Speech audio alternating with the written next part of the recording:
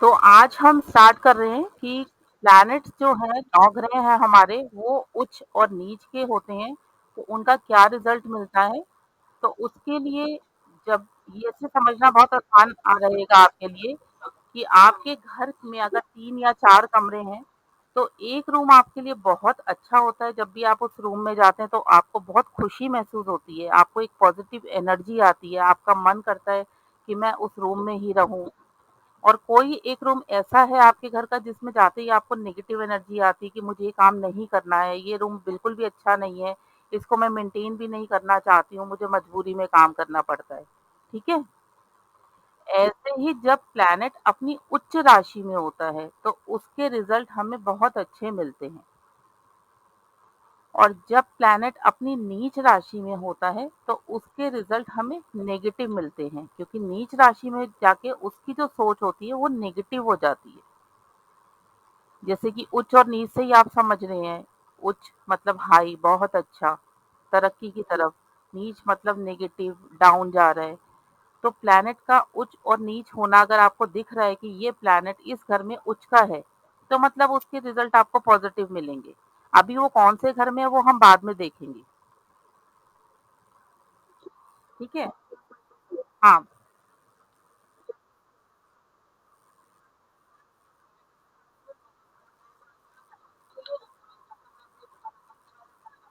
हाँ, हाँ, तो मतलब आपका वो प्लैनेट ना उच्च का है ना नीच का है। बिल्कुल, आप जब आपको ये लर्न हो जाएगा कि सूर्य मेष राशि में उच्च का होता है, तो कोई भी कुंडली आपके सामने आती है और उसमें सूर्य मेष राशि में है, तो आप उनको बोल सकते हो कि आपका सूर्य उच्च का होकर इस वाले भाव में बैठा हुआ है। और नी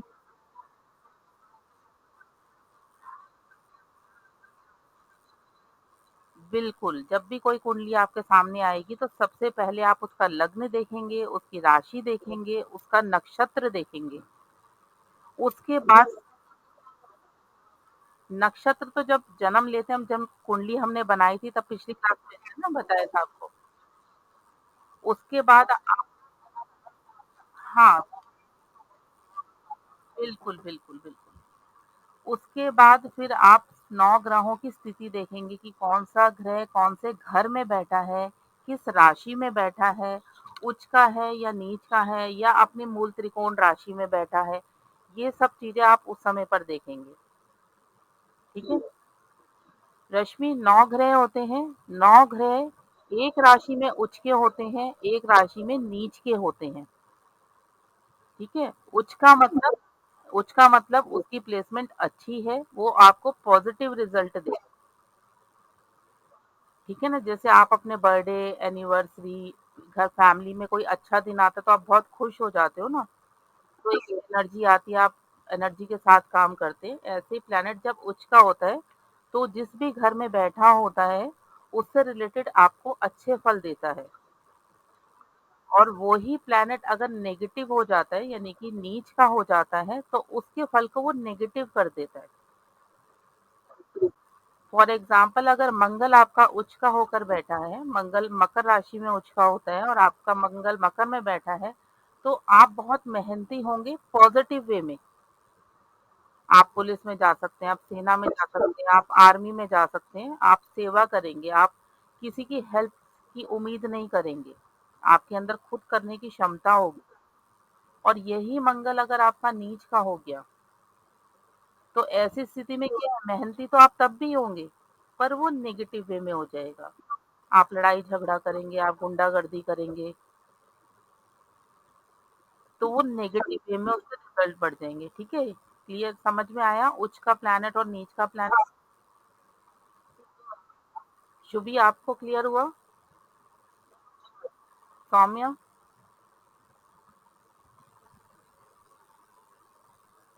सौम्या क्लियर है? हाँ, देखो जैसे किसी की भी पत्री में मंगल उच्च के होके बैठे हैं, है ना? मंगल क्या है? सेनापति है, मंगल मेहनत है, तो ऐसा पर्सन ना बहुत मेहनती होता है।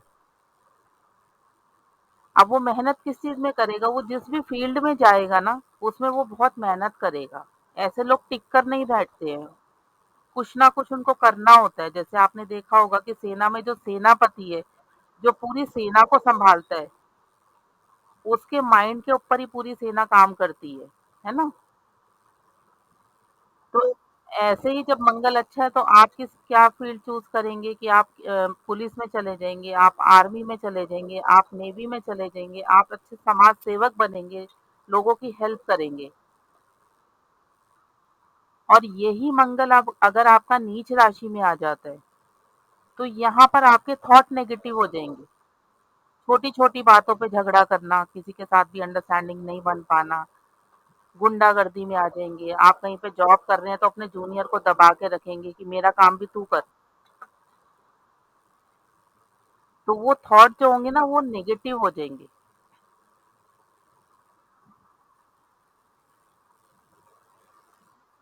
ठीक है? और कोई डाउट पिछली क्लास को लेकर?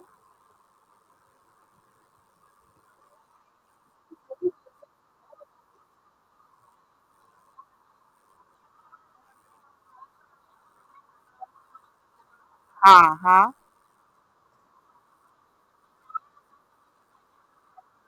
बिल हाँ, हाँ। अभी सिर्फ़ हम इतना समझेंगे, फिर वो कौन से घर के लॉर्ड हैं, किस घर में बैठे हैं, ये हम आगे पढ़ेंगे। चलिए अब मैं आपको एक टेस्ट दे रही हूँ, शुभी और सौम्या आप उस टेस्ट को करिए, तब तक मैं रश्मि को डाउट क्लियर कर देती हूँ, ठीक है?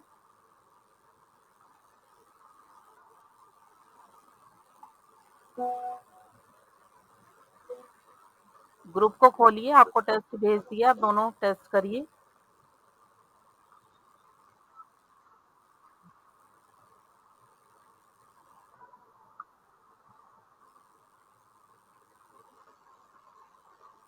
डे 1 वाला पीपीटी खोल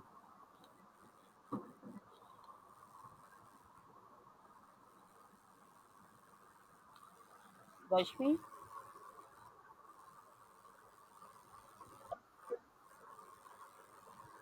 देखो हमारे ना 9 ग्रह होते हैं और 12 राशियाँ होती हैं, ठीक है? 9 ग्रह कौन से होते हैं? सूर्य, चंद्रमा, मंगल, बुध, गुरु, शुक्र, शनि, राहु और केतु, ठीक है? राहु और केतु को हम छाया ग्रह मानते हैं,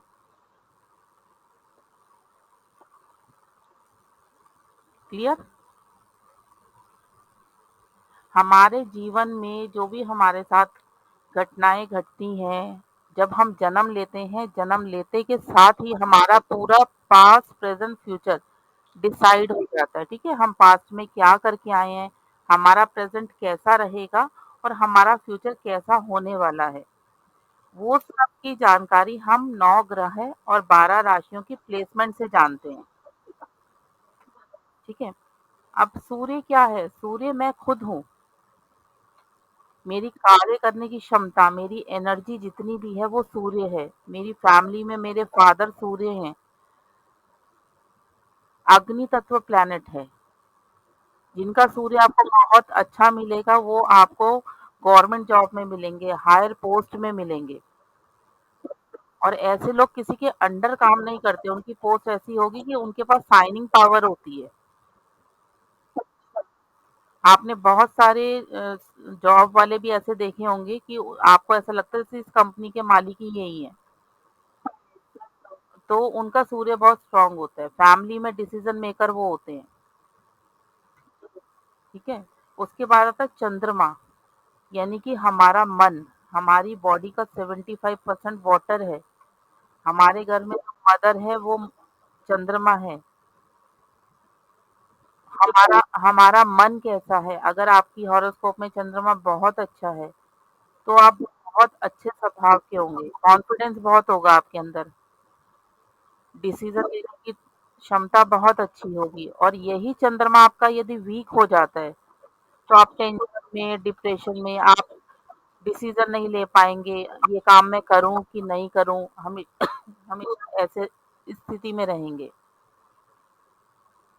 इसके बाद आता है प्लैनेट मार्स, मंगल, जो मैं एक्शन ले रहा हूँ, जो मैं काम कर रही हूँ, अगर मंगल अच्छा है मेरा तो मैं बहुत पावरफुल के साथ उस काम को कर रही हूँ, बहुत एनर्जी के साथ उस काम को कर रही हूँ।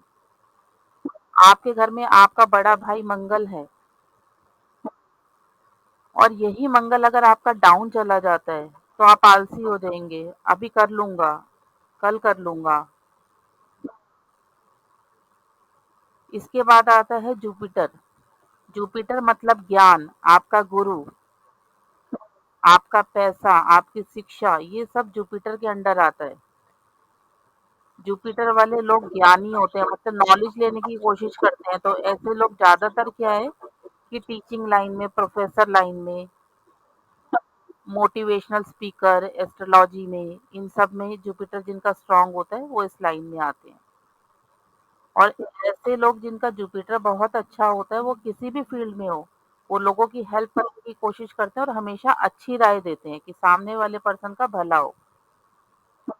और यही जुपिटर अगर डाउन हो जाता है, तो ऐसे व्यक्ति पढ़ नहीं पाते हैं, कोशिश बहुत करते हैं, रुकावटें आती हैं, अड़चनें आती हैं, जो मुकाम सोच के रखते हैं, वहाँ तक नहीं पहुँच पाते हैं।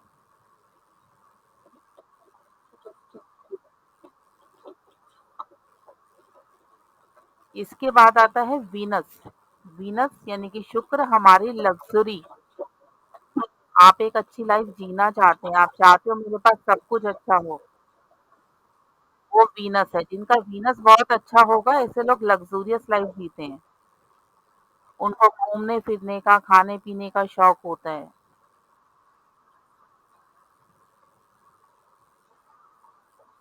और जिनका जिनका वीनस आपको डाउन मिलेगा, उनको शौक तो बहुत होगा, पर वो उस चीज़ को कर नहीं पाएँगे।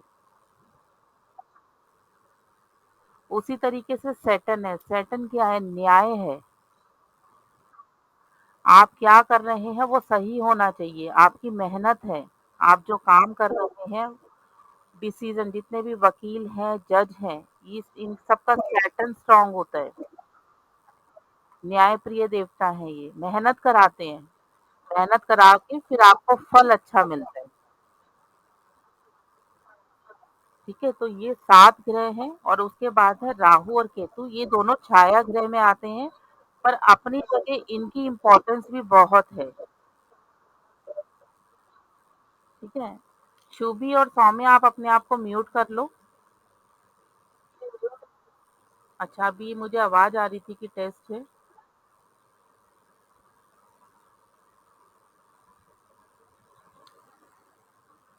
रश्मि क्लियर है?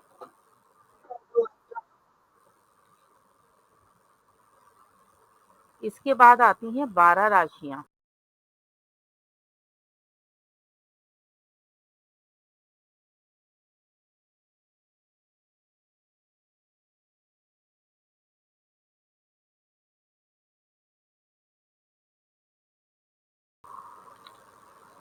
शुभी, सौम्या,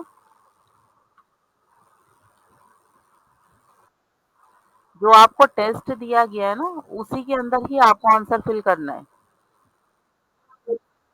अच्छा, ठीक है। ओके। जो आपको टेस्ट दिया है ना, वो आपको उसी में ही फिल करना है। मतलब अलग से नोटबुक पे नहीं करना है।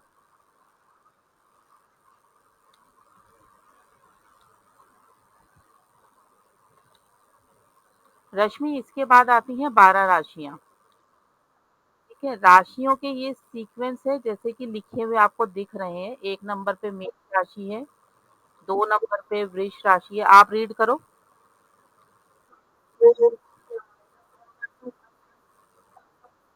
हाँ। हुँ, हुँ, हुँ, हुँ, हुँ। धनु, 9 पे धनु, 10 पे मकर, 11। हाँ, अब आपको सेम सीक्वेंस में 12 राशियों को लर्न करना है। ठीक है? अगर कहीं पर 1 नंबर लिखा हुआ दिखा है, तो आपको ये समझ जाना है मेष राशि है। क्योंकि आगे जब आप कुंडली जब देखेंगे, वहाँ पे राशि का नाम नहीं लिखा होगा, वहाँ पे राशियों के नंबर लिखे होंगे। ठीक है? इसके बाद इन राशियों को इंग्लिश में क्या कहते हैं वो भी लिखा हुआ है कि मेष राशि को एरीज, ठीक है? हाँ, ये आपको लर्न करना है। इसके आगे आप देखेंगे इन राशियों के जो लॉर्ड हैं, वो लिखे हुए हैं कि मेष राशि के लॉर्ड हैं मंगल, वृष राशि के लॉर्ड हैं शुक्र,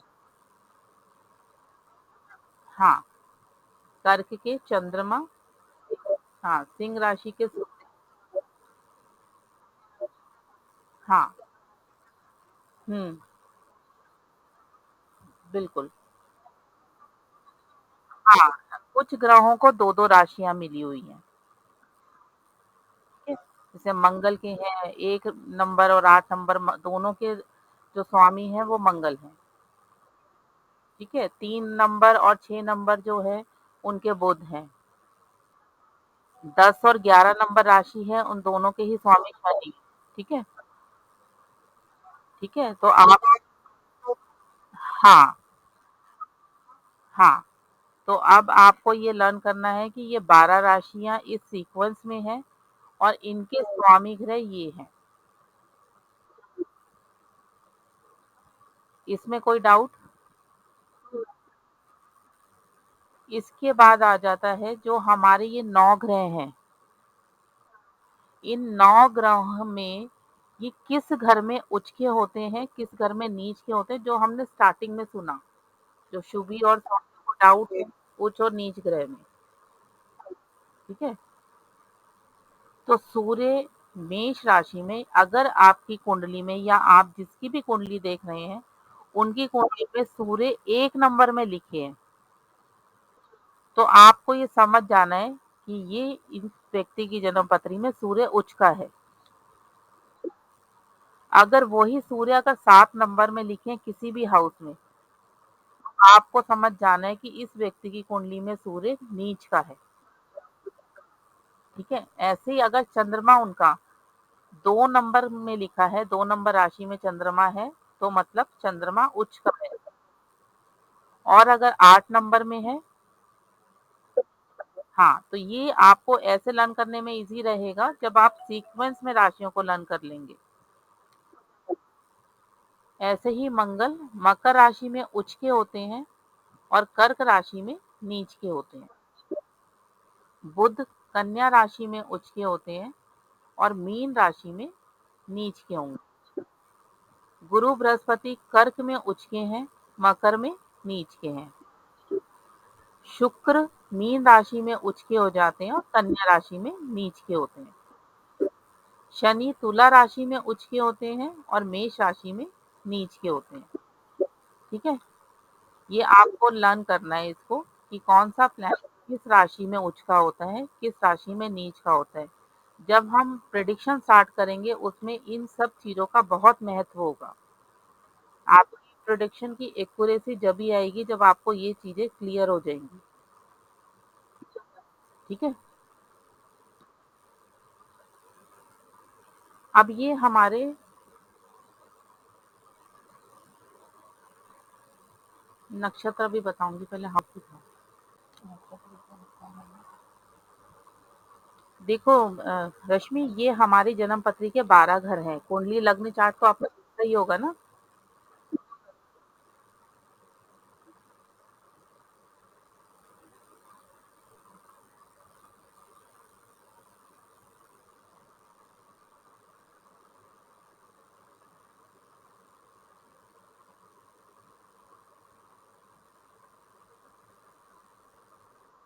चंद्र लग्न चार्ट।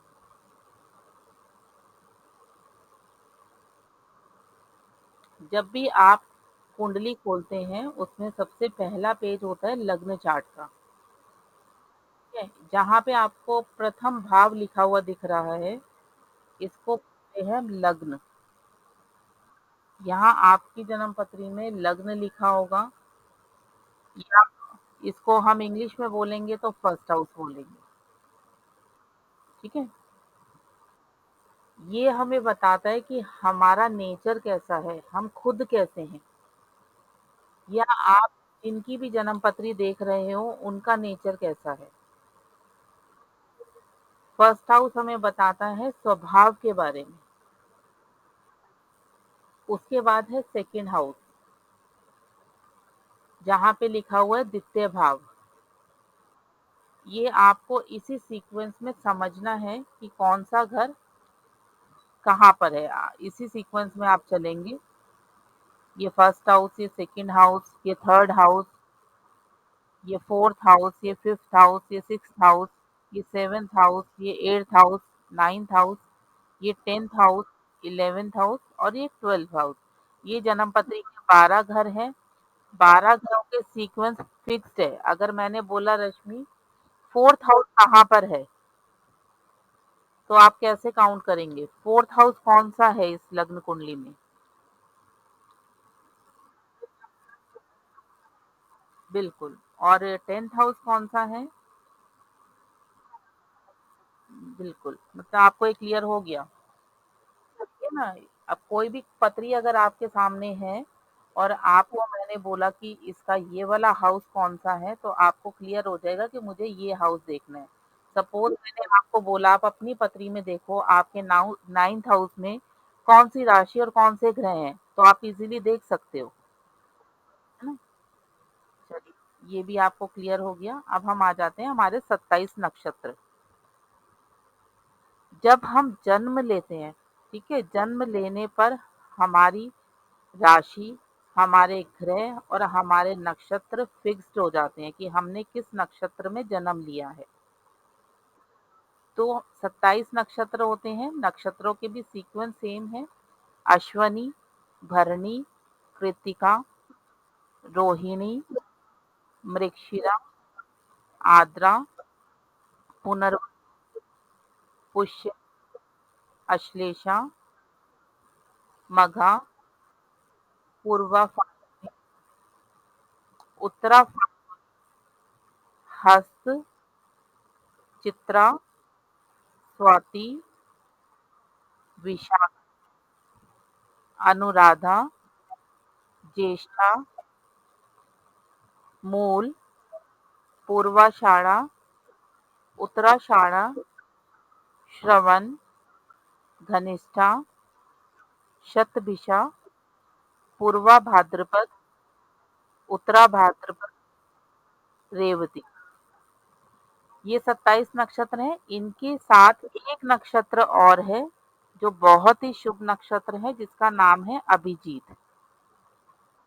ये नक्षत्र रोज आता है आधे घंटे के लिए, और वो नक्षत्र ऐसा होता है जब भी हमने कोई शुभ काम करना है तो हमें बिना कोई मुहूर्त देके उस समय में हम कर सकते हैं। ठीक है, उसको बोलते हैं अभिजीत मुहूर्त। ठीक है। अब ये जो नक्षत्र हैं हमारे 27 नक्षत्र हैं, इनके भी स्वामी ग्रह हैं। अश्वनी, मघा और मूल, ये 3 नक्षत्र के स्वामी ग्रह हैं केतु। भरणी, पूर्वा फाल्गुनी और पूर्वाषाढ़ा, ये 3 ग्रहों के स्वामी ग्रह हैं शुक्र। कृत्तिका, उत्तरा फाल्गुनी और उत्तराषाढ़ा, इन तीनों के स्वामी ग्रह हैं सूर्य। रोहिणी, हस्त और श्रवण, इन तीनों के स्वामी ग्रह हैं चंद्र। मृगशिरा, चित्रा और घनिष्ठा, इन तीनों के स्वामी ग्रह हैं मंगल।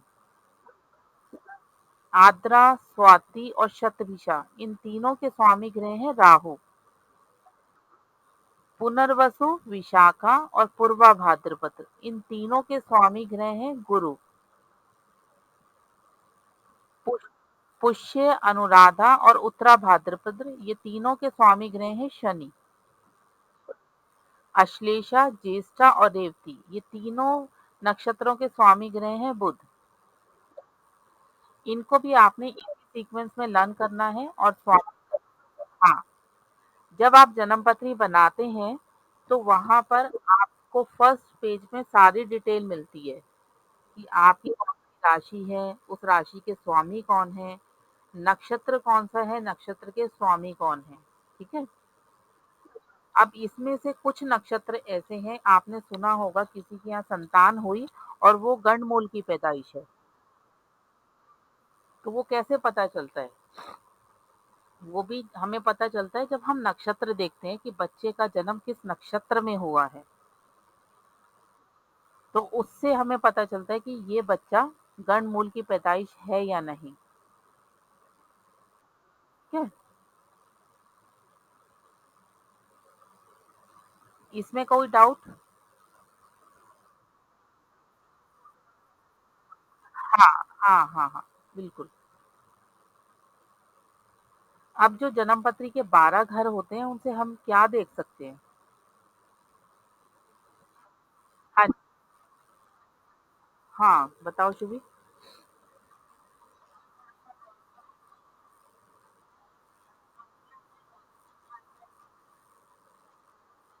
कैरियर कैरियर हाउस में राहु की प्लेसमेंट करिए। कैरियर हाउस कौन-सा है जन्म पत्री में?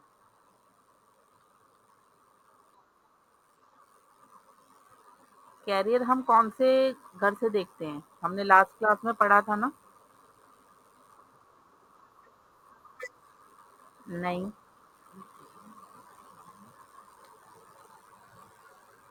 अगर मुझे देखना है कि मुझे नौकरी करनी है या मैं जॉब करूँ, तो मैं कौन-सा घर देखूँगी?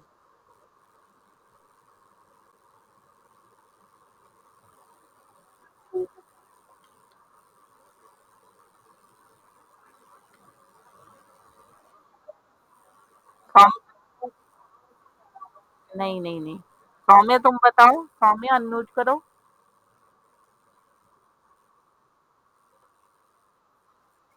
नहीं, हमें क्या नहीं, हम 10th हाउस से देखते हैं, 10th हाउस से देखते हैं। तो वहाँ पर हाँ, उसमें क्वेश्चन है कि आप कैरियर हाउस में राहु की प्लेसमेंट करिए। तो कैरियर हाउस कौन-सा हुआ? तो 10th बिल्कुल।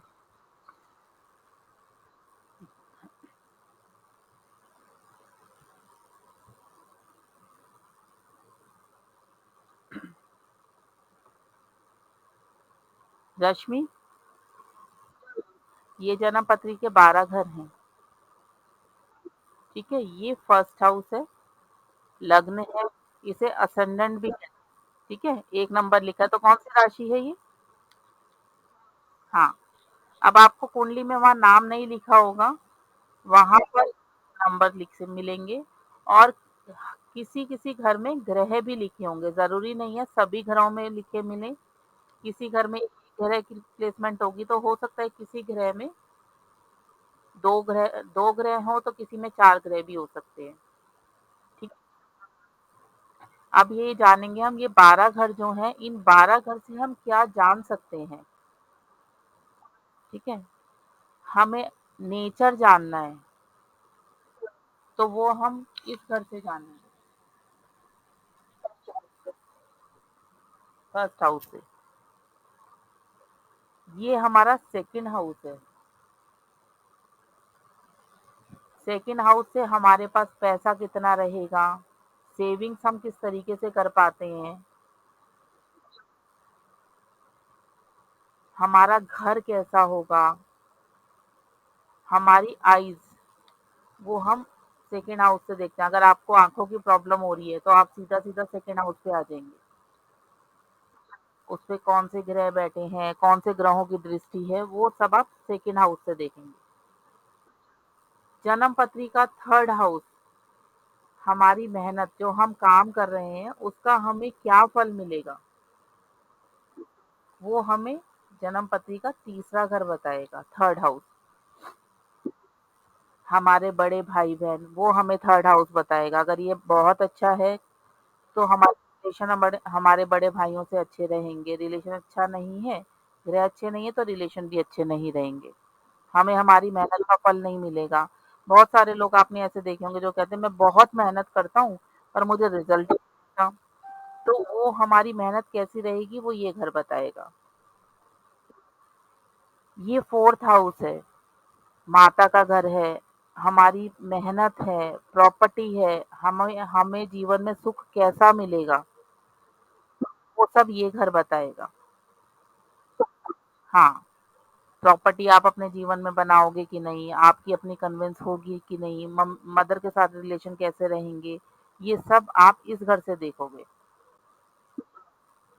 इसके बाद है ये 5th हाउस, आपकी स्टडीज़ कैसी रहेगी, इस घर से देखेंगे। आगे संतान होगी, नहीं होगी, वो कैसी रहेगी, वो सब इस घर से देखेंगे आप। आप रि आप रिलेशनशिप में आओगे या नहीं आओगे, वो रिलेशनशिप आपकी कैसी रहेगी, वो सब ये घर बताएगा। 5th हाउस से देखना है। मैंने अगर आपको बोला कि रश्मि इस पर्सन की बताओ कि रिलेशनशिप के योग है या नहीं, तो आपने सीधा 5th हाउस पे, उस समय जब हमारे पास कोई प्रश्न आता है, तो हम पूरी पत्री से पहले उस प्रश्न से रिलेटेड हाउस को देखते हैं। इसके बाद आ जाता है 6th हाउस। सिक्स हाँ, 6th हाउस है रोग, ऋण और शत्रु। आपको क्या प्रॉब्लम्स, क्या बीमारियां आएंगी, आपकी लाइफ में आपके शत्रु हैं या नहीं, आपको लोन लेने की आवश्यकता जीवन में पड़ेगी कि नहीं, वो सब ये 6th हाउस बताएगा आपको। 7th हाउस सबसे इम्पोर्टेंट हाउस है ये। जब भी शादी की आप देखते हैं तो आपको इस घर को देखना होता है कि आपकी शादी कब होगी, शादी कैसी होगी, आपकी शादी कैसी रहेगी, आपके पार्टनर के साथ रिलेशनशिप किस तरीके की रहेगी, दो शादी का योग तो नहीं है, एक्स्ट्रा मैरिटल अफेयर तो नहीं है, ये सब हम 7th हाउस से देख। आपके फ्रेंड्स आपके साथ कैसे रिलेशन रखेंगे। बहुत लोग ऐसे होते हैं जिनके फ्रेंड्स बहुत अच्छे होते हैं, बहुत सपोर्टिंग होते हैं और काफ़ी मतलब जीवन भर साथ देते हैं। तो किसी-किसी के फ्रेंड्स ऐसे ऐसे होते हैं जो मतलबी होते हैं। मतलब निकला और उसके बाद खत्म, दोस्ती खत्म। तो वो सब हमें यहाँ से पता चलेगा। इसके बाद आ जाता है ये जन्म पत्री का अष्टम भाव। ये 8वां घर ऐसा घर है जो मृत्यु का, दुर्घटना का, इसको पॉजिटिव हाउस नहीं मानते हैं। 8th हाउस रोग, अचानक एक्सीडेंट हो जाना, लंबी बीमारियों का आना, जो लंबे समय तक चलना, इसकी दशा जब चलती है, दशा महादशा जब चलती है तब आपके साथ समस्याएं उत्पन्न हो जाती हैं। तो जब अष्टम भाव की दशा होती है तो तुरंत हमें उपाय शुरू करवा देने चाहिए। पर दूसरी तरफ अगर आपका अष्टम भाव अच्छा है, जागृत है, तो आपको डीप नॉलेज भी देता है। 9th हाउस हमारा भाग्य, हमारा धर्म, हम कितना अच्छे कार्य कर रहे हैं, वो इस घर से पता चलेगा। हमारा भाग्य हमारा साथ दे रहा है या नहीं दे रहा है, वो इस घर से पता चलेगा। आपकी जन्मपत्री में आपके पिता, वो इस घर से पता चलेगा। ठीक है? कोई भी आप कार्य कर रहे हैं, उसमें कितना लक आपको सपोर्ट कर रहा है, वो 9th हाउस आपका बताएगा। आपका करियर आप 10th हाउस से देखेंगे। आप जॉब करेंगे, आप बिज़नेस करेंगे, आप काम कर रहे हैं, पार्टनरशिप में करेंगे, करना चाहिए कि नहीं करना चाहिए। आप गवर्नमेंट जॉब करेंगे, प्राइवेट काम करेंगे, ये सब काम हमें 10th हाउस से पता चलता है। अब आप यहाँ काम कर रहे हैं, जो आप काम कर रहे हैं, उससे आपको लाभ कैसा होगा, आपकी इनकम कैसी होगी, वो ये घर बताएगा। बहुत सारे लोग आपने ऐसे देखे होंगे कि मेहनत बहुत कर रहे हैं पर उनकी सैलरी कुछ नहीं है। और कुछ लोग ऐसे हैं कि नौकरी भी कर रहे हैं, व्यापार भी कर रहे हैं और इनकम बहुत अच्छी है। तो वो ये घर बताएगा, ये आपकी इनकम का घर है।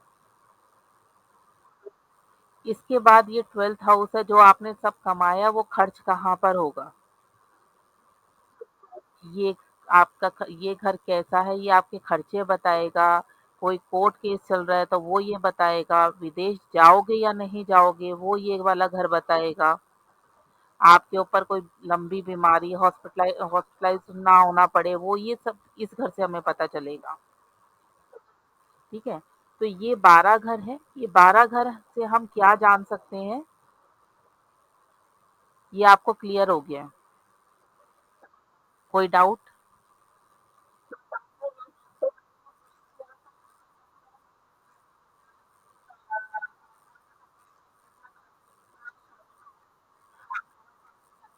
हाँ, नहीं, अभी तो क्या है ना कि हम जो सारी चीज़ें सीख रहे हैं, है ना? अभी एक तरीके से क्या है आपने एबीसीडी सीखी है, अभी आप वर्ड बनाना सीख रहे हैं, है ना? जब ये सारी चीज़ें आप सीख लोगे, तो फिर आप सेंटेंस बना पाओगे। तो अभी हम ये सारी चीज़ें सीख रहे हैं, जब ये सब चीज़ें हमें समझ में आ जाएँगी ना, तो फिर प्रिडिक्शन करनी आसान हो जाएगी।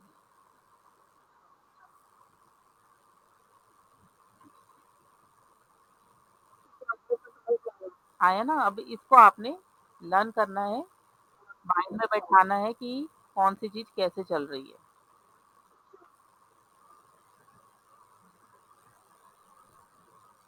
ये 12 घर हैं, जो अभी हमने समझे।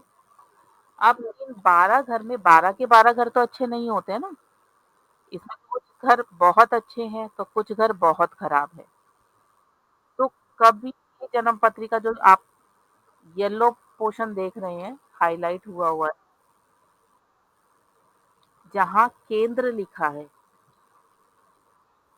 हाँ, ये चारों घर हमारे केंद्र हैं और ये हमारे शुभ ग्रह है, शुभ हाउस है।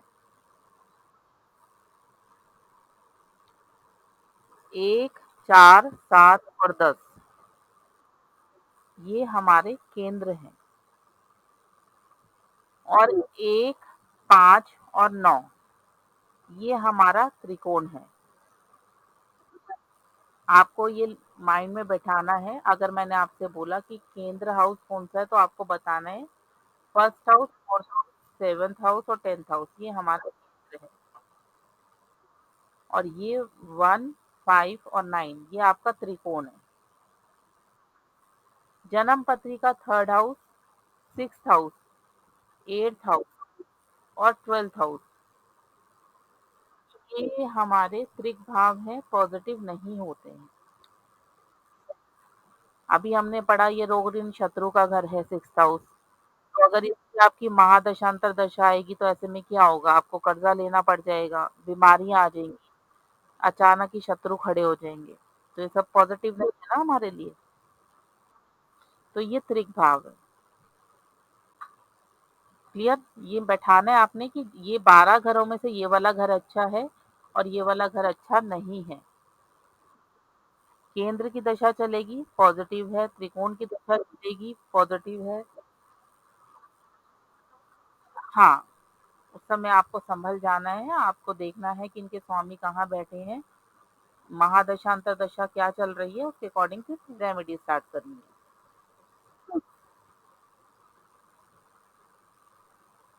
अब जन्म पत्री आपके पास आई है मैचिंग के लिए, तो आप सबसे पहले उसमें देखेंगे कि दोनों मांगलिक हैं कि नहीं है। तो मांगलिक योग आपको कैसे पता चलेगा? जब भी किसी की भी कुंडली में मंगल, इसको अभी कंसीडर नहीं करना है हमने, लग्न में, फोर्थ हाउस में, सेवेंथ हाउस में, एट्थ हाउस में और 12th हाउस में बैठे हों, तो वो पर्सन मांगलिक है। आपने देखा किसी की हॉरोस्कोप आई है और मंगल उनके लग्न में बैठे हैं, तो वो मांगलिक है। और साउथ इंडियन एस्ट्रोलॉजी में सेकंड हाउस के मंगल को भी मांगलिक मानते हैं। ठीक है? ये आपको लर्न करना है कि मंगल अगर फर्स्ट हाउस में है या फोर्थ हाउस में है या सेवेंथ हाउस में है, एट्थ हाउस में है या 12th हाउस, इनमें से किसी भी घर में बैठे हैं तो वो पर्सन, हाँ, ठीक है।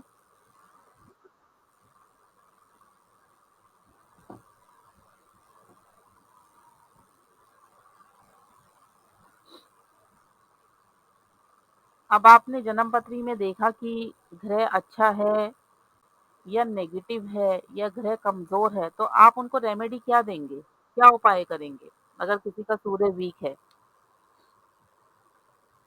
आप उनको बोलिए, हाँ, सूर्य को जल दीजिए, अपने फादर की सेवा करिए, संडे के दिन गेहूं का और तांबे का दान मंदिर में करिए। जब भी हम कोई दान करते हैं तो वो सवाया की क्वांटिटी में करते हैं और इच्छा आपके अकॉर्डिंग होती है, जितना आपके मन से श्रद्धा से हो कि मुझे 250 ग्राम करना है, 250 ग्राम, 1.25 किलो करना है, पर इतना ज़रूर करना चाहिए कि जिसको आप दे रहे हो, वो उसको यूज़ कर सके। चंद्र का दान करना है, आपने चंद्र क्या किसी का चंद्रमा वीक है, बहुत टेंशन में है, बहुत डिप्रेशन में रहता है, तो आप उसको बोलिए शिव मंडे के दिन शिव जी को जल चढ़ाइए, चावल चढ़ाइए, अपनी मदर की सेवा करो, ठीक है? इसके बाद मंगल, अगर मंगल वीक है तो क्या करेंगे? मंगलवार, शनिवार हनुमान मंदिर जाएँ, मंगलवार के दिन बंदरों को भुने चने और गुड़ खिलाएँ, बड़े भाई-बहनों का काम करिए, साबुत मसूर की दाल का दान करिए, ठीक है? रोज़ हनुमान चालीसा और भजन बाण का पाठ करो, ये मंगल के उपाय हैं। बुध वीक है तो तांबे में सुराख करके बहते पानी में बुधवार के दिन प्रवाहित करवा दो। उनसे कहिए जिसका भी बुध वीक है कि आप फिटकरी से दांत साफ करें। साबुत हरी मूंग की दाल का दान करिए। किन्नर आपको वेडनेसडे को मिल जाते हैं तो किन्नरों को कुछ ना कुछ पैसे जरूर दीजिए। बृहस्पति अगर कमजोर है तो केसर का तिलक लगाइए। डेली नियम बना लो। अगर आप कोई भी नॉलेज ले रहे हो, आपको किसी भी लाइन में एजुकेशन ले रहे हो, तो नियम बना लो, नहाने के बाद आपने केसर का तिलक, पीले चंदन का तिलक जरूर लगाना है। और कुछ भी पहला निवाला दिन का पीला और मीठा खाना है, कुछ भी खाइए। चने की दाल, कोई भी पीली वस्तु का दान करो, केले के पौधे की सेवा शुरू कर दो। ये सब बृहस्पति के उपाय हैं। शुक्र के लिए गाय की सेवा करो, घर को और अपने आप को एकदम साफ सुथरा रखो, क्योंकि शुक्र क्या है, बहुत साफ सुथरा और लग्जूरियस लाइफ है। तो जहाँ गंदगी होती है वहाँ शुक्र नहीं रहते हैं। गाय को हरा चारा खिलाइए। शनि का दान है, पीपल के पेड़ पर तेल का दिया जलाओ सूर्यास्त के बाद। शनि से संबंधित चीजों का दान कर दो। लोहा है, काले फल है, काली मिठाई है। सैटरडे के दिन सूर्यास्त के बाद, शनि राहु केतु तीन ग्रहों का दान सूर्यास्त के बाद होता है। हनुमान जी की पूजा करो, हनुमान चालीसा भजन बाण का पाठ करो, ये शनि के दान है।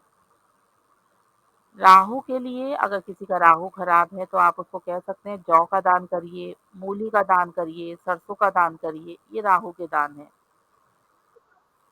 गरीबों को खाना खिलाओ, डॉग्स की सेवा करो, ये सब राहु का दान है। केतु के लिए आप काली चींटियों को आटा और पाउडर शुगर इक्वल मात्रा में मिलाकर रोज खिलाइए, केतु का उपाय है। काला सफेद कंबल दान दो, कौड़ियों को खाना खिलाओ, ये सब केतु का उपाय है। ठीक है, इसमें अब तक जितना तुमने किया, कोई डाउट?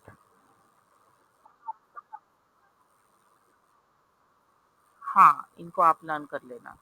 ठीक है,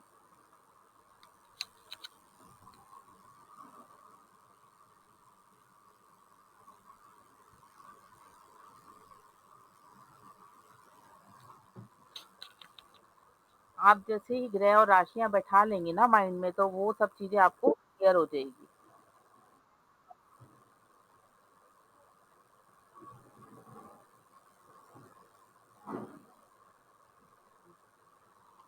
पिछले वाला 56।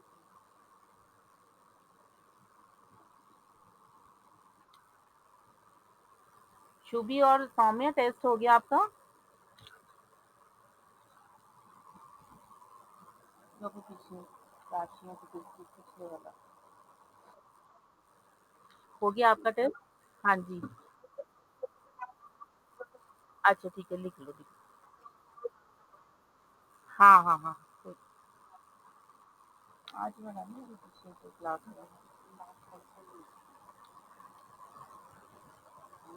अ, रश्मि, देखो हर ग्रह की ना दृष्टियां होती हैं। अब हमें ये पता है कि हमारे पास जो लग्न कुंडली है उसमें कौन सी राशियां हैं, कौन सा लग्न है, कौन सा ग्रह किस हाउस में बैठा है। ठीक है, यहाँ तक हमने समझ लिया। पर अब उसके रिजल्ट हमें कैसे मिलेंगे? उसके लिए उनकी दृष्टियां हमें पता होनी चाहिए। है ना? तो सूर्य जो है वो हमेशा 7th दृष्टि से देखते हैं, अपने से 7वें घर को देखते हैं। हाँ, यानी कि अगर सूर्य किसी का लग्न में बैठा है तो वो 7th हाउस को देख रहा है। अब 7th हाउस में कोई भी ग्रह नहीं है तो हमें ये नहीं सोचना है कि इस घर पे किसी का असर ही नहीं है, क्योंकि सूर्य की दृष्टि पड़ रही है तो सूर्य का असर उस घर पे है। चंद्रमा वो भी 7th दृष्टि से देखते हैं। मतलब 9 के 9 ग्रहों की 7वीं दृष्टि तो है ही है। सारे ग्रहों की 7th दृष्टि तो है ही है, उसके साथ मंगल चौथी और 8वीं दृष्टि से भी देखते हैं। हाँ, जिस भी घर में मंगल बैठेगा वहां से चौथे घर को, 7वें घर को और 8वें घर को देखेगा। बृहस्पति है, वो जहां भी जिस भी घर में बैठे हैं वहां से 5वें घर को, 7वें घर को और 9वें घर को देखेंगे। शनि जिस भी घर में बैठे हैं वहां से 3rd हाउस को, 7th हाउस को और 10th हाउस तीनों को देखें। राहु और Ketu 5th house, 7th house और 9th हाउस, तो इसको आपको लर्न करने में आसानी रहेगी। हाँ, गुरु, राहु, केतु ये 3 प्लैनेट की दृष्टि सेम होती है। तीनों ग्रह 5वीं दृष्टि से, 7वीं दृष्टि से और 9वीं दृष्टि से देखते हैं। मंगल 4, 7, 8 और शनि 3, 7, 10। बा, बाकी सबकी है ना, ये इसको आपको लर्न करना जरूरी है कि जो ग्रह जिस घर पे दृष्टि डालेगा उस घर पे भी प्रभाव पड़ेगा उसका।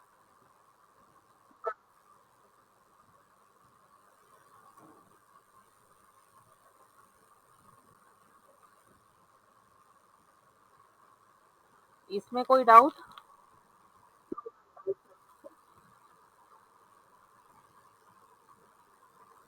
तो रश्मि हमने वहां तक क्लियर कर लिया है जो हमारी लास्ट क्लास हुई है। ठीक है, अब ये आज का है जो हम आज की क्लास शुरू कर रहे हैं।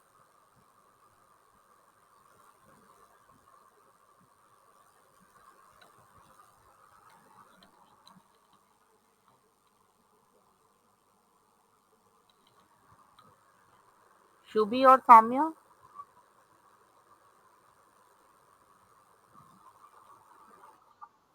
अपना क्लास,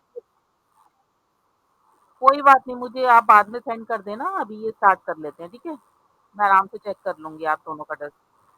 और रश्मि आपको भी ये टेस्ट ग्रुप में डल गया है, आपने करके मुझे करना है, ठीक है?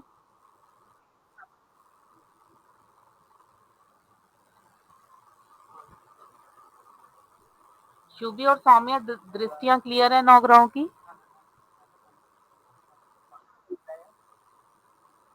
उच्च और नीच?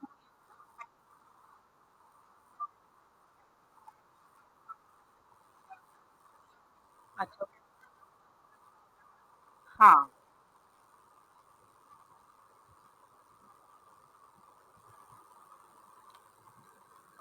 और उसको, अच्छा सौम्या नहीं आई है, सौम्या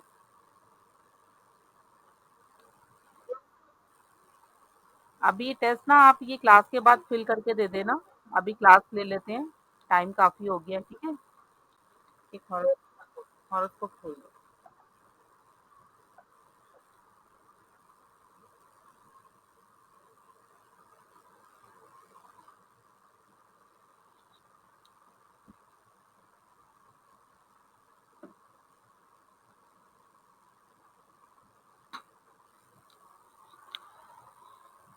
देखो यहाँ पर अगर सूर्य बैठे,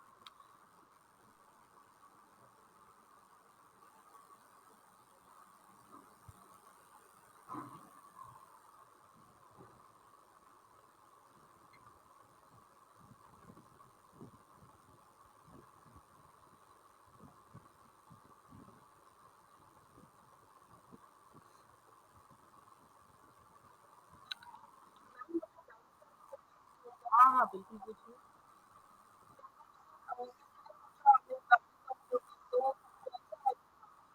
4th हाउस से देखोगे, सेविंग 2nd हाउस से देखोगे आप, सेकंड सेकंड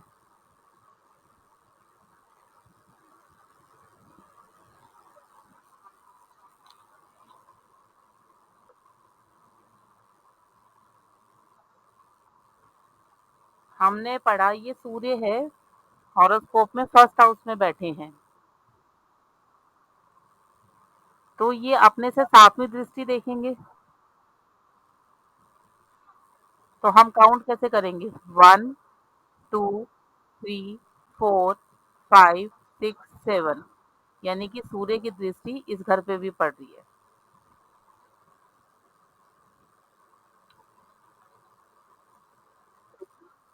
जहाँ भी प्लैनेट बैठा है, वहां से वो 7th हाउस को देख रहे हैं। अगर सूर्य किसी का यहाँ बैठे हैं, तो हम यहीं से काउंट करेंगे। 1, 2, 3, 4, 5, 6, 7, यानी कि सूर्य, हम कहेंगे सूर्य 2nd हाउस में बैठकर 8th हाउस को देख रहे हैं।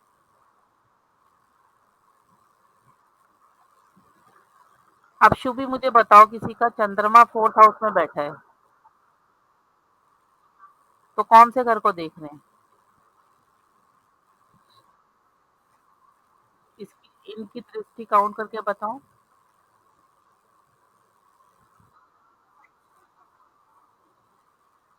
सौम्य तुम बताओ।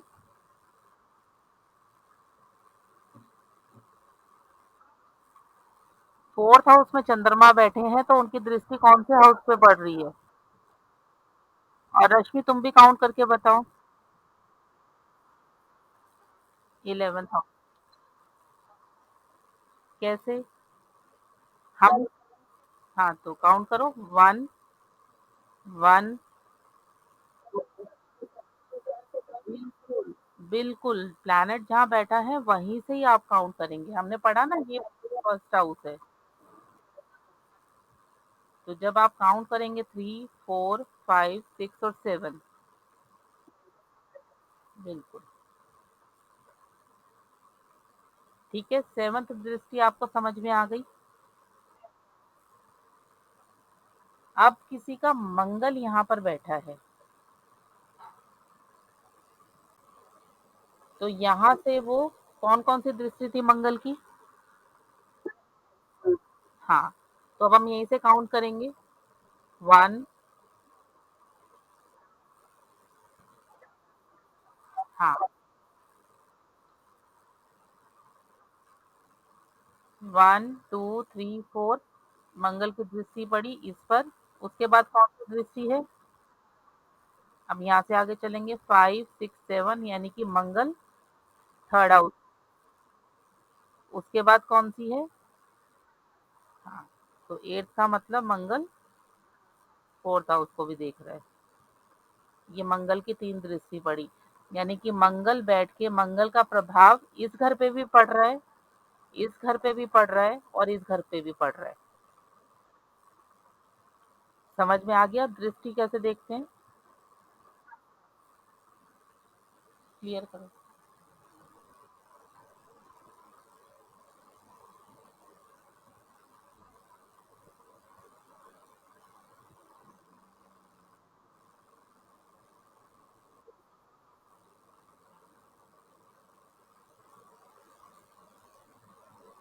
अब लग्न में शनि बैठे हैं, तो उनकी दृष्टि कहाँ कहाँ पर पड़ रही है?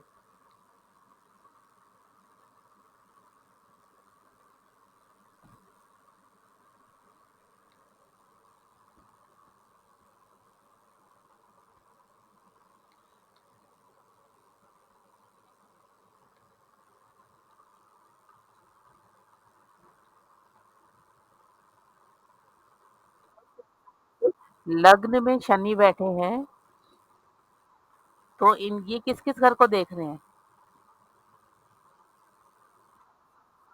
हाँ तो ठीक।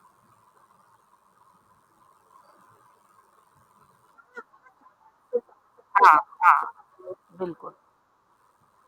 सौम्या तुम बताओ, राहु 12th हाउस में बैठे हैं, तो उनकी दृष्टि कौन कौन से घर पे पड़ रही है? राहु 12th हाउस में बैठे हैं, तो कौन कौन से घर को देख रहे हैं? कौन से को?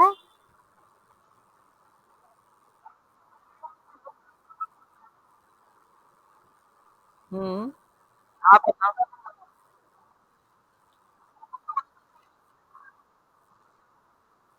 हाँ, हाँ। नहीं, दृष्टि। हाँ, हाँ, हाँ,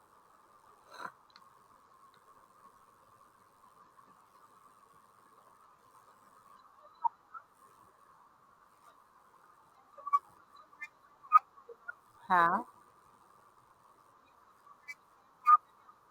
काउंट करके बताओ मुझे कैसे?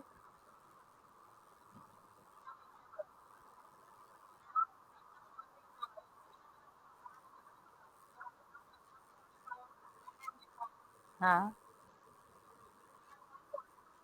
नहीं, देखो, राहु की कौन-सी दृष्टि होती है? रश्मि, सौम्या ठीक कह रही है? नहीं, 5, 7, 9 है। हुँ, हुँ। हाँ। हुँ, बिल्कुल। देखो सौम्य, जहाँ पे प्लैनेट बैठा है ना, हम उसको 1 काउंट करेंगे। तो ये 1, 2, 3, 4, 5, तो 4th हाउस हुआ ना? 4th को देखा उसने। हाँ, तो वो फिर प्रिडिक्शन खराब हो जाएगी ना, चेंज आ जाएगा सारा। हाँ, 7th दृष्टि 6th हाउस में पड़ी, और 8th, नहीं, 9th पड़ेगी ना। 5, 7, 9 है ना?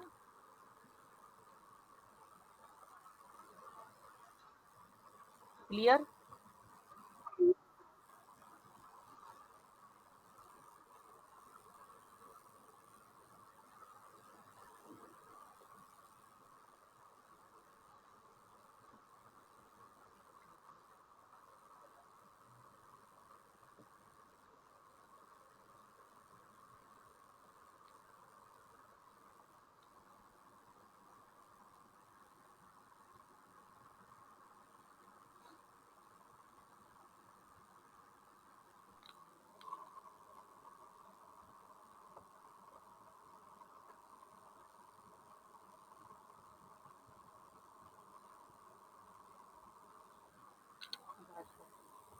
अब ये दृष्टि क्लियर हो गई ना तीनों को? अच्छा।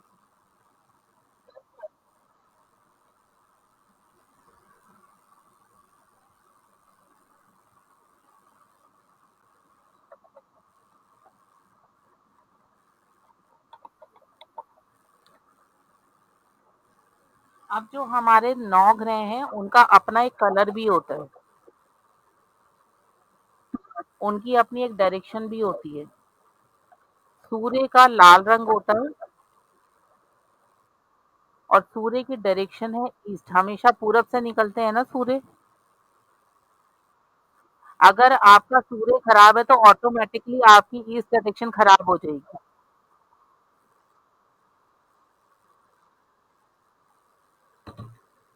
चंद्रमा का रंग है सफेद। मंगल का कलर है लाल। बुध का हरा। गुरु का पीला। शुक्र का सफेद, श्वेत, जो चमकीला शाइनिंग वाला होता है ना, वो शुक्र का कलर है। शनि का है काला। राहु का है नीला।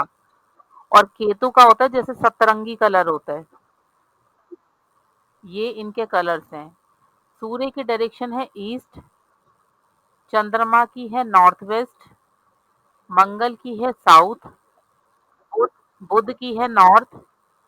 गुरु की है नॉर्थ ईस्ट। शुक्र की है साउथ ईस्ट। शनि की है वेस्ट। और राहु की है साउथ वेस्ट। ठीक है? ये इन सब की डायरेक्शंस हैं। ये सब हम यूज करते हैं जब हमें किसी प्लैनेट की रेमेडी करानी होती है। जब ये ग्रह खराब होंगे तो ऑटोमेटिकली डायरेक्शंस में भी प्रॉब्लम आनी शुरू हो जाएगी।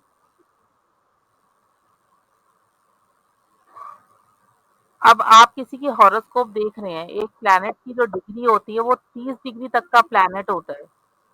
आपने ये तो देख लिया कि ये ग्रह उच्च का है, ये ग्रह नीच का है, ये अपनी ही राशि में बैठा है, पर फिर भी वो आपको रिजल्ट नहीं दे रहा। वो क्यों नहीं दे रहा? आपने डिग्री देखनी है। अगर वो प्लैनेट 0 डिग्री से 6 डिग्री तक का है, आपने अपनी हॉरोस्कोप में देखा होगा, वहाँ डिग्रीज़ भी लिखी होती हैं इस तरीके से कि कौन-सा प्लैनेट किस डिग्री का है। तो आपने सबसे पहले हर प्लैनेट की डिग्री देखनी है कि वो कितने डिग्री का है।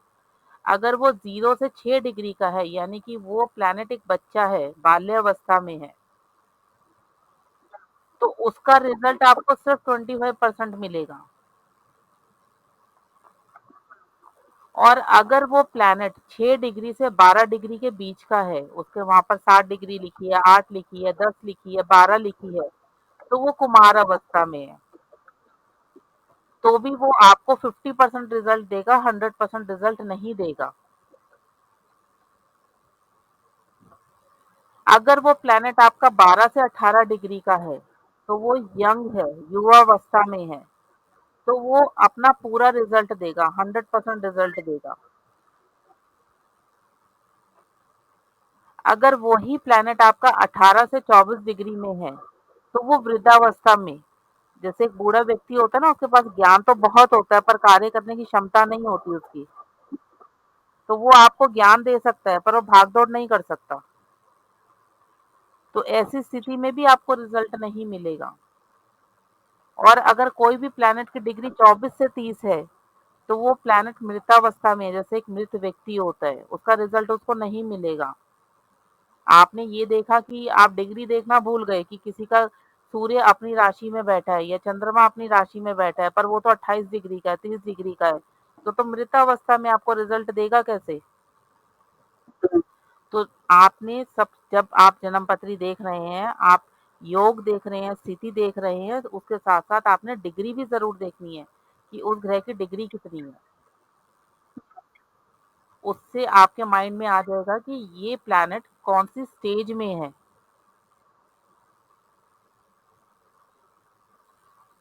क्लियर? इसको भी आपने माइंड में सेट करना है कि इतने डिग्री का प्लैनेट इस एज में होता है। इसके बाद हम आएंगे, हमने ये पढ़ चुके हैं हम कौन सी राशि का स्वामी ग्रह कौन है, उसको हम इंग्लिश में क्या बोलते हैं ये भी हमने पढ़ लिया है। अब 12 राशियां जो हैं वो मेल फीमेल भी होती हैं। ठीक है, ये आपको थोड़ा सा इजी रहेगा क्योंकि सीक्वेंस चलता है मेल और फीमेल का। मेष राशि जो है वो मेल राशि है, वृष राशि है वो फीमेल राशि है, स्त्री राशि है।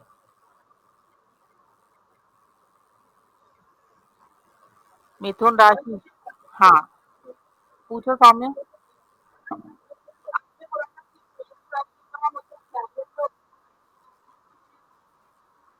नहीं नहीं नहीं नहीं, मेष का सूर्य नहीं है, मेष राशि के लॉर्ड मंगल है, सिंह राशि के स्वामी सूर्य हैं।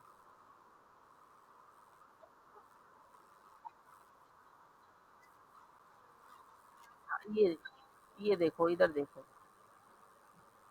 ये 12 राशियां हैं। मेष के स्वामी मंगल, वृष के राशि शुक्र, मिथुन राशि के स्वामी बुध, कर्क राशि के स्वामी चंद्रमा, सिंह राशि के स्वामी सूर्य, कन्या राशि के स्वामी बुध, तुला राशि के स्वामी शुक्र, वृश्चिक राशि के स्वामी मंगल, धनु राशि के स्वामी गुरु, मकर और कुंभ दोनों राशियों के स्वामी शनि हैं और मीन राशि के स्वामी गुरु हैं। और ये फिक्स है, इसमें कोई चेंजेस नहीं हो सकते हैं। ठीक है, मेष राशि मेल राशि है, वृष फीमेल है, मिथुन मेल है, कर्क फीमेल है, सिंह राशि मेल है, कन्या राशि फीमेल है, तुला राशि मेल है, वृश्चिक राशि फीमेल है। सेम सीक्वेंस है। ठीक है,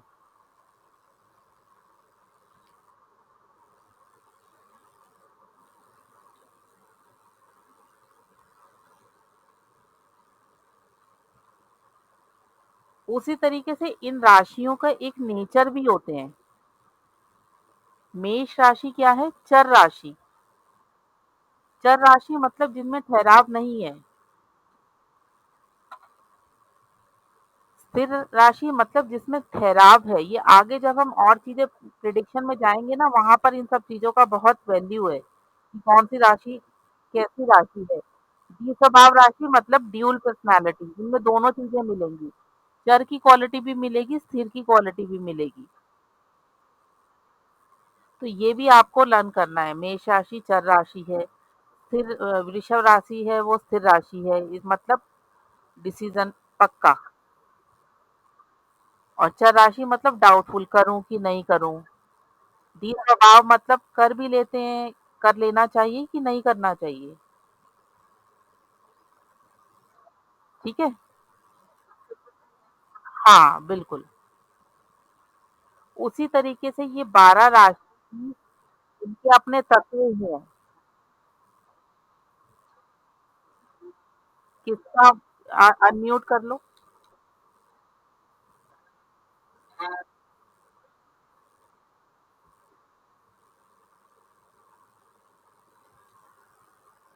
12 राशियां हैं, इनके अपने तत्व हैं। मंगल राशि अग्नि तत्व राशि है। मंगल देखा ना आपने, बहुत एनर्जेटिक होता है, एनर्जी बहुत होती है। मंगल आग का गोला है। तो ये अग्नि तत्व राशि है। वृषभ राशि ये पृथ्वी तत्व राशि है। मिथुन राशि है ये वायु तत्व राशि है। कर्क राशि है ये जल तत्व राशि है। ये जब आप आगे जाके करियर में आएंगे ना, प्रिडिक्टिव पार्ट में आएंगे कि मुझे काम करना है तो मुझे कैसा काम करना चाहिए, मुझे किस टाइप का बिजनेस करना चाहिए, है ना? तो वहां पर ये चीज आपके उस जगह पे काम आएगी कि अगर जल तत्व राशि है तो आपको लिक्विड चीजों का काम करना चाहिए। आपने बुध वाले लोग देखा है, वो ज्यादातर क्या होते हैं, लॉयर होते हैं, वकील होते हैं, कंसल्टिंग लाइन में होते हैं, ऑनलाइन काम करते हैं। तो वो क्या है, सब वाणी से काम करते हैं।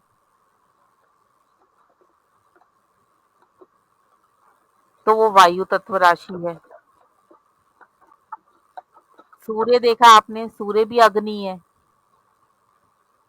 और मंगल भी अग्नि है, तो दोनों क्या है, अग्नि तत्व राशि है। कन्या राशि पृथ्वी तत्व, मतलब जमीन से जुड़कर चलते हैं। बहुत ज्यादा दिखावा करने की आदत नहीं होती इनको।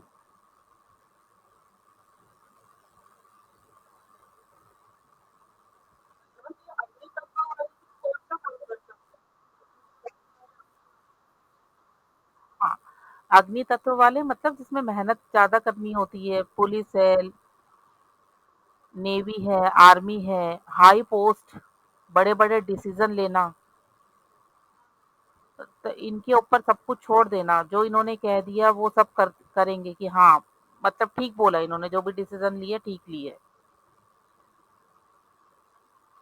इनके चेहरे में भी एक अलग सा तेज मिलेगा आपको। ज्ञान बहुत होता है इनको।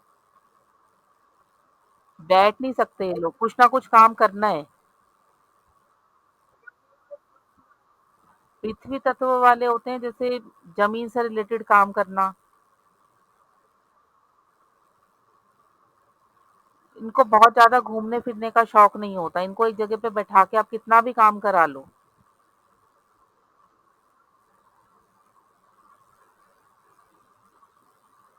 जल तत्व वाले वो लिक्विड चीजों का काम करना, जैसे आपने देखा होगा दूध है, कोल्ड ड्रिंक्स है, केमिकल्स है। अब इसमें किस ग्रहों के साथ वो जुड़ जाते हैं, कौन से घर में बैठे हैं, ये सारी चीजें काउंट करके फाइनली निकलता है कि आप क्या काम करेंगे।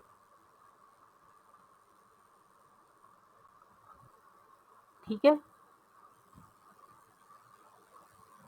ये आप इनको लर्न कर लोगे ना तो समझने में आसानी रहेगी।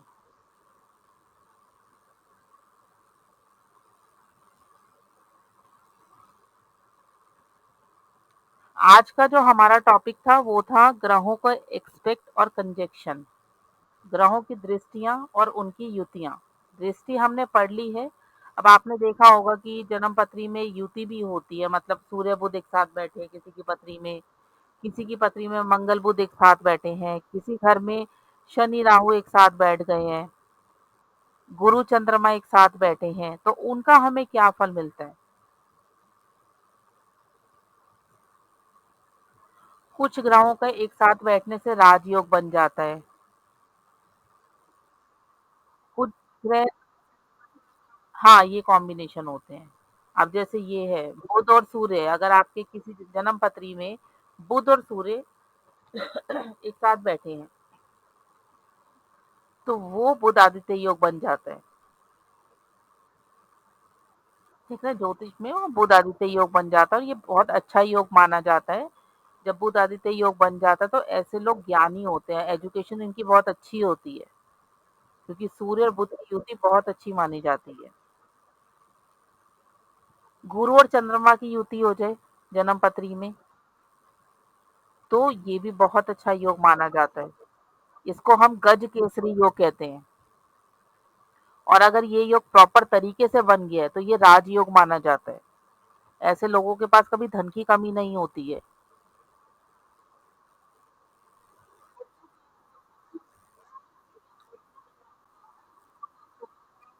हाँ, हाँ, हाँ। वो देखना पड़ेगा कि वो प्लैनेट कौन-सा है, वो उनका फ्रेंड है कि शत्रु है।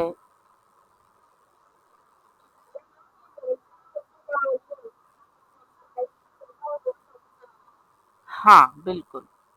अगर केंद्र में बैठा है, त्रिकोण में बैठा है तो बहुत अच्छा योग है। अगर 6, 8, 12 में बैठ गया है, तो योग कम हो जाएगा, पर प्रॉपर तरीके से अगर योग बना हुआ तो आपको पॉजिटिव रिजल्ट ज़रूर देगा। आगे है किसी भी घर में अगर आपका शुक्र और चंद्रमा एक साथ बैठ जाते हैं, तो चंद्र और शुक्र क्या है? भोग विलास। शुक्र लग्जूरियस लाइफ है ना? मैरिड लाइफ के लिए बहुत ज़रूरी है शुक्र। तो अगर ये दोनों प्लैनेट एक साथ जन्मपत्री में बैठ जाते हैं, तो इसको हम केसरी योग कहते हैं। तो ये भी पॉजिटिव योग, अच्छा योग माना जाता है। जन्मपत्री में अगर चंद्रमा और राहु एक साथ बैठ गए हैं, अब चंद्रमा क्या है? आपका मन है।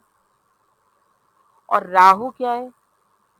राहु एक नेगेटिव और क्रूर प्लैनेट है। तो ऐसे में क्या होता है, ये चंद्र ग्रहण का योग बन जाता है। आपने देखा ना, जब भी चंद्रमा का ग्रहण लगता है राहु के कारण, तो हम बाहर नहीं निकलते हैं, कोई भी अच्छा काम नहीं करते हैं।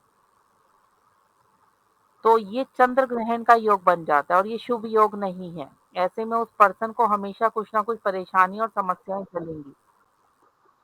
हमेशा मन में टेंशन ही रहेगी, किसी ना किसी चीज को लेके वो परेशान ही रहेगा।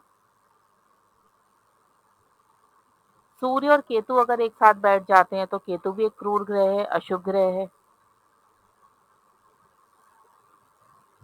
तो ये भी एक ग्रहण योग बन जाता है। सूर्य और केतु का बैठना अच्छा योग नहीं बनता है। सूर्य राहु का एक साथ बैठना अच्छा योग नहीं बनता है। तो ये योग भी एक अशुभ योग में माना जाता है। अब आपने देखा सूर्य अच्छी पोजीशन में तो बैठ गए, अपनी राशि में बैठे हैं, पर साथ में केतु भी बैठ गए हैं, तो उसके फल को कम कर दिया ना, ग्रहण लग गया सूर्य को।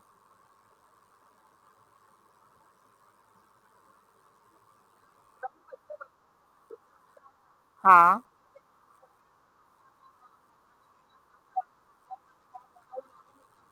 नहीं होगा ही नहीं है, उसमें फिर हम रेमेडीज काउंट करते हैं ना। अभी कोई अगर आपके पास आके पूछ रहा है और आपको डिग्री वाइज कम लग रहा है, तो आप उनको ये नहीं कह सकते ना आपको ये काम नहीं होगा। आप उनको बोलोगे कि आपका ये प्लेनेट वीक है, आपको रेमेडीज करनी है, उनको रेमेडी सजेस्ट करो आप।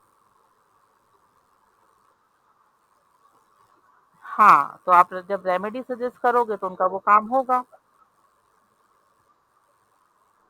ऐसे ही जन्म पत्री में अगर शनि चंद्रमा की युति है, शनि और चंद्रमा एक साथ बैठे हैं, तो ये विष योग बन जाता है। ये योग भी बहुत खराब योग माना जाता है, अशुभ योग माना जाता है। ऐसी स्थिति बनती है क्योंकि शनि और चंद्रमा का आपस में कोई कॉम्बिनेशन ही नहीं है। अब वो किस घर से संबंधित है और किस घर में बैठे हैं, उससे रिलेटेड आपको नेगेटिव रिजल्ट देंगे। और ऐसा व्यक्ति जीवन भर परेशान रहता है। अगर ऐसा कोई व्यक्ति आपके पास आ रहा है जिनकी जन्म पत्री में शनि और चंद्रमा की युति है, तो उनकी हॉरोस्कोप की अच्छे से आपको कैलकुलेशन करके उन्हें रेमेडी सजेस्ट करनी है, क्योंकि ये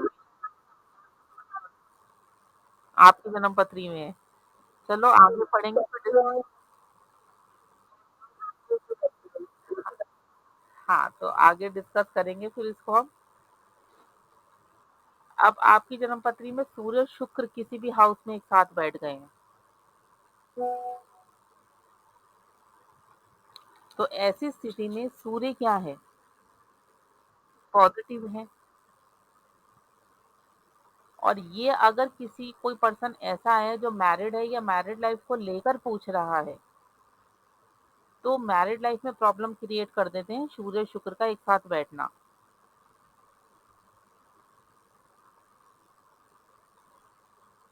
ठीक है।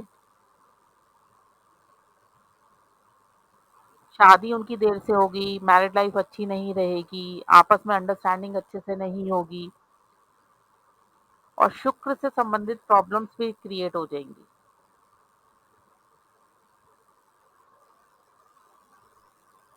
ये कुछ योग हैं जो अगर हमारी जन्म पत्री में बनते हैं, इन ग्रहों की युतियां होती हैं, तो आप इसको अच्छे से लर्न करेंगे कि कौन कौन से ग्रह की युति पॉजिटिव है और कौन कौन से ग्रह की युति नेगेटिव है।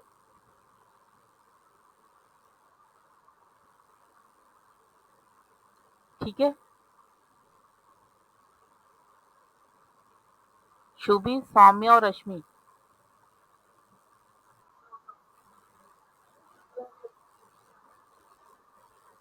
रश्मि क्लियर।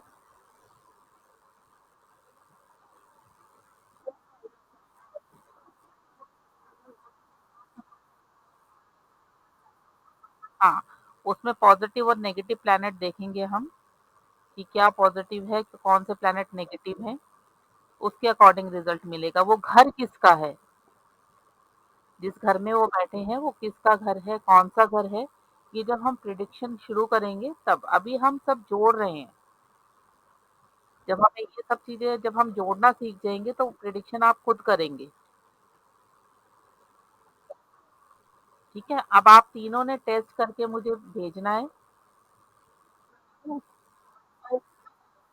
अच्छा ठीक है।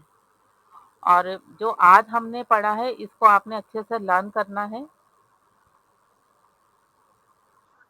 ठीक है, अच्छे से लर्न कर लेना, क्योंकि लर्न करने पर ही आप प्रिडिक्शन कर पाएंगे अच्छे से।